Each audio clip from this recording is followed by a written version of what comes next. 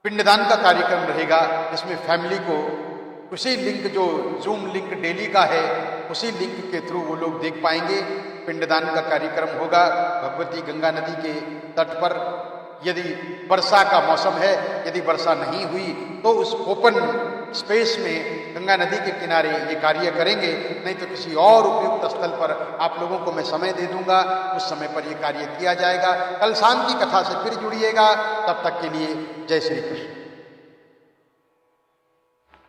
Shri Krishna.